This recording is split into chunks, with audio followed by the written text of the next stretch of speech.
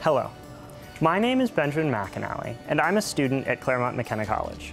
I will be discussing Proposition 4, an initiative to authorize $1.5 billion in bonds to fund capital improvements at California's children's hospitals.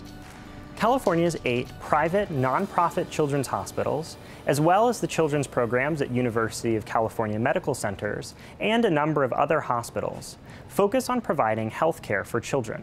In 2004 and 2008, voters approved bond measures that together totaled $1.7 billion to pay for renovations, upgrades, and expansions at these hospitals.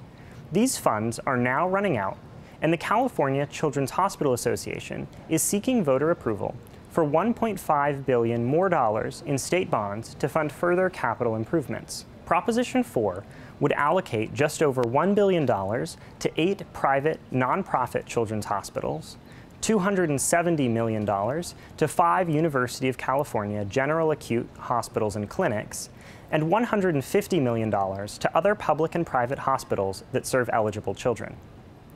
Using bond financing means that the state would borrow money for these projects and pay it back with interest over time.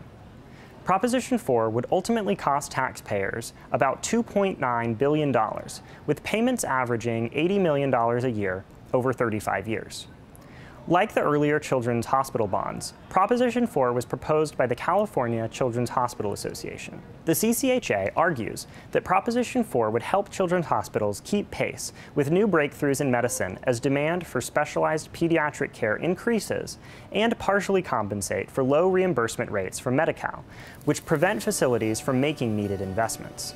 No committees have yet been formed to oppose Proposition 4, but individuals have argued that the state's limited resources could be allocated to more needed areas and should not be directed to privately owned hospitals.